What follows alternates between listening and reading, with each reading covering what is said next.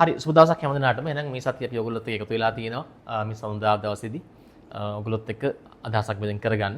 පහුගිය සති කීපය අපි කතා කළා අලුත් ව්‍යාපාර ක්‍රමවේද සහ ඒ සමග අපි ඉදිරියට ඔයගොල්ලොත් එක්ක කටයුතු කරනවා කියන එක.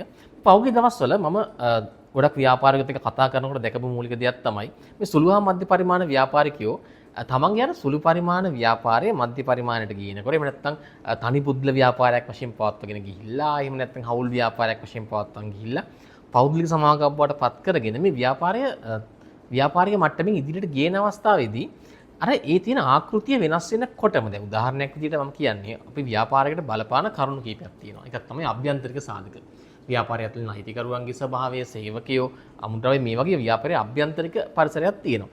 ඊට අමතරව ව්‍යාපාරයට පරිබාහිර පරිසරයක් තියෙනවා. වෙළඳපොලේ ඇති වෙන තත්ත්වයන්, රජය, ටැක්ස් මේ වගේ නීතිමය ක්‍රියාමාර්ග මේ දේවල් එක්ක මේ සියල්ලම ව්‍යාපාරයේ පැවැත්මට සහ එහි දියුණුවට බලපානවා. ඒතකොට ව්‍යාපාරිකයෙක් තමන්ගේ මේ නව ව්‍යාපාරය ආරම්භ කරලා ඉදිරියට දියුණු කරන් එනකොට අර තමන් භාවිතා කරපු සමහර පුරුදු සහ අනුගමනය කරපු ක්‍රියාපිළිවෙත් අතහරින්න ඕන කියන එකයි මම අද දවසේ ඔයගොල්ලොත් එක්ක මේ කතා කරන්න හදන්නේ. උදාහරණයක් විදිහට අපි තනි පුද්ගල ව්‍යාපාරයක් වශයෙන් කටයුතු කරද්දී ගත කරපු විදිහ නෙමෙයි ව්‍යාපාරය ප්‍රසාරණය කරද්දී, ව්යාපාරය පුළුල් කරද්දී ගන්න ඕන තීරණ ගන්න ඕන විදිය සහ ක්‍රියාත්මක වෙන්න ඕන විදිය. සමහරවිට තනි පුද්ගල ව්‍යාපාරයකදී පවුලේ කට්ටිය එකතුලා වැඩ කරනවා, තීරණ ගන්න තමන් හිතලා තමන්ට දැනෙන විදිහට. නමුත් ඒක නෙමෙයි සැබෑවටම ව්‍යාපාරය පුළුල් කරද්දී. ව්‍යාපාරය පුළුල් කරද්දී නව ප්‍රාග්ධනයේ ව්‍යාපාරයට ගලා එනවා. වෙළඳපොළ තත්ත්වයන් පුළුල් වෙනවා. පාරිභෝගිකයන්ගේ අරමුණු වුන් බලාපොරොත්තු වෙන දෑ වෙනස්. ඔවුන්ගේ නිෂ්පාදනය ය ගුණාත්මක පැත්තෙන් ඉහළට අරගෙන එනවා. මේ අරන් එද්දිම ව්‍යාපාරය අඩියෙන් අඩිය ඉදිරියට මේ නව තාක්ෂණික කාරණා සහ ව්‍යාපාරයේ තීරණ ගැනීමේ වපසරිය පුළුල් කළ යුතුයි කියන එකයි මගේ අද දවසේ අදහස. මම එහෙම කියන්න හේතුව තමයි අපිට තනි පුද්ගලයෙක් වශයෙන් ගත්ත වගේ තීරණ ගන්නකොට හිතලා කල්පනා කරලා එහෙම තීරණ ගන්න බෑ ව්‍යාපාරය පුළුල් වෙනකොට. එතකොට මේ අවස්ථාවේදී ව්‍යාපාරයේ සම්පූර්ණ නිෂ්පාදන පිරිවැයන්, මූල්‍ය තත්ත්වයන්, එළියට ගලා යන මුදල් ප්‍රවාහ, ඇතුළට ගලන් එන මුදල් ප්‍රවාහ, ව්‍යාපාර බලපාන නීති රීති, ව්‍යාපාරයේ ක්‍රියාත්මක වෙන විදිය මේ සියලුම කරුණු ගැන ඕවරෝල් එක සමස්තයක් ගැන සිතමින් තමයි අවසානයේ අපිට තීරණයක් ගන්න වෙන්නේ. අපි ගන්න තීරණේ හරිද වැරදිද කියන එක සම්බන්ධව. බොහෝ ව්‍යාපාරිකයන් මේ සුළු පරිමාණ ව්‍යාපාරිකයන් තමන්ගේ ව්‍යාපාරය ආරම්භ කළා ටික කාලයක් යනකොට මේ ව්‍යාපාරය ඇද වැටෙන්න හේතු වෙන්නේ ඔවුන් තීරණ ගන්නේ තමන් මෙතෙක් කරගෙන ආපු පුරුද්ද මත පමණයි.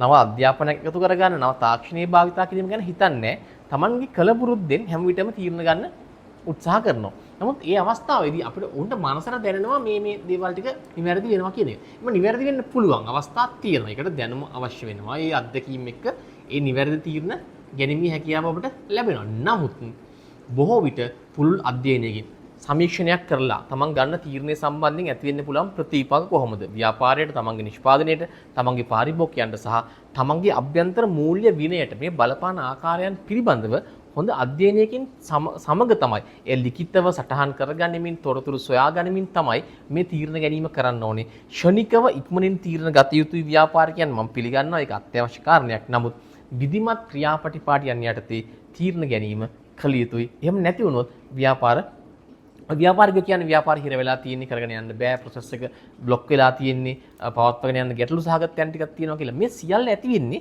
මේ තීරණ ගැනීමේ රටාවත් එක්ක. හේතුව තමයි අනාගතයේදී සියල්ලම සුබවාදී වේයයි සිතමින් තීරණ ගන්නට පුළුවන්.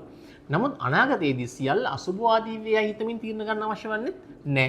නමුත් මධ්‍යස්ථ තැනක පවතිමින්. ඒ කියන්නේ ව්‍යාපාරික පරිසරය ඉතාම ඉක්මනින් වෙනස් වන කාල සීමාවක අපි ඉන්නේ. සමහර දැන් මේ කාලෙදී කතා කළාම සමහර ව්‍යාපාරිකයෝ කියන්නේ සේල්ස් අඩුයි, බිස්නස් අඩුයි කියන එක.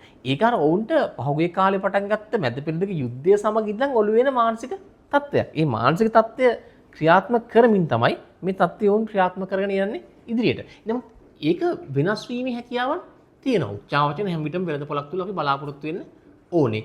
මේ ව්‍යාපාරික පරිසරයන් තුල ඇතිවන්නා වූ උච්චාවචනයන් වලට මුහුණ දෙන්න අවශ්‍ය නම් ඔබ ඊ타මත්ම ඒ උච්චාවචන දරා ගන්න පුළුවන් තරම් ශක්තිමත් තීරණ ගැනීමේ රටාවක් නිර්මාණය කරගන්න ඕනේ. මගේ අද දවසේදී මේ අදහස ඔයගලන්ට දුන්නේ මේ ශක්තිමත් තීරණ ගැනීමේ රටාවක්, දරා ගැනීමේ රටාවක් නිර්මාණය කරගන්න ඕනේ. එහෙම වුණොත් පුළුවන් කියන එක තමයි අදහස් කළේ මේ ව්‍යාපාරික පරිසරය තුළ ව්‍යාපාරය සෙලවෙන්නේ නැතුව ව්‍යාපාරයේ එක්තරා මට්ටමක පවත්වාගෙන යන්න. දැන් අපි නැවක් ගත්තොත් එහෙම නැව් මුහුද යාත්‍රා කරනවා, ජලයම භාවිතා කරනවා මේ යාත්‍රාව සඳහා. ඒ ජලයම තමයි නැව ගිලියන්නට අවස්ථාවක් තියෙන්නේ. ජලය විසින් නැව ගිල ගන්නට පුළුවන්. නමුත් ඒ ජලය පදනම් කොට ගනිමින් ගමනාන්තය කරා ගමන් කිරීමේ හැකියාවක් තියෙනවා. මේ தත්වයන් ගැන හොඳ අවබෝධයක් ඔබට තියෙන්න ඕන. මේ ඇතිවන්නා වූ ව්‍යාපාරික අවදානම නැත්නම් ඒ ඇතිවන්නා වූ චලනයන් කැළඹීමම තමයි භාවිතා කිරීමේ හැකියාව තියෙන්නේ. ඔබගේ අවසාන අරමුණ වෙත ව්‍යාපාරය රැගෙන යන්න. ඒ සඳහා නිවැරදි තීරණ ගැනීම තමයි අත්‍යවශ්‍ය වෙන්නේ. කුමන අවස්ථාවේදීද නැවදියත් කරන්නේ, කුමන අවස්ථාවේදී වේගය වැඩි කරන්නේ, අඩු කරන්නේ කියන එක ගැන ඉතාමත්ම අත්දැකීම් සහ ගණනය කිරීම සහ විශ්ලේෂණ විමර්ශන සහ මේ පර්යේෂණ විමර්ශන තුලින් තමයි මේ තීරණ ගැනීම කළ යුත්තේ. ඒ කුඩා ව්‍යාපාරයකට උනත් භාවිතා කළ හැකි යන්න තමයි අද මාගේ අදහස. ඉතින් මේ සතිය හොඳ නිවාඩු සතියක් ඔබට එනවා. ඒ වගේම ලංකාවේ සංස්කෘතික වටිනාකමක් සහිත සතියක් ලැබෙන්නේ. නිදහසේ ගත කරන්න අවස්ථාවක් හම්බ වෙනවා, නිවාඩු ලැබෙනවා. මේ සතිය තුළදී ව්‍යාපාරිකයන්ට මම ආරාධනා කරනවා නැවත හිතන්න. ඔබ ගන්න තීරණ ගන්න විදිහ සකස් වෙලා තියෙන්නේ කොයි විදිහටද කියන එක ගැන ඒ සකස් වෙන විදිහත් එක්ක ඔබට පුළුවන් වෙයි හොඳ තීරණ ඉදිරිපත් කරගන්න ඔබගේ ව්‍යාපාරයේ ඉදිරි ගමන වෙනුවෙන්. බොහොම ස්තුතියි හැමදෙනාටම අපි subscribe කරන්න, ඉදිරි තොරතුරු සමග අපිත් එකතු වෙන්න, අපිට කතා කරන්න, chat කරන්න හැමෝටම මතක් කරනවා. බොහොම ස්තුතියි හැමදෙනාටම.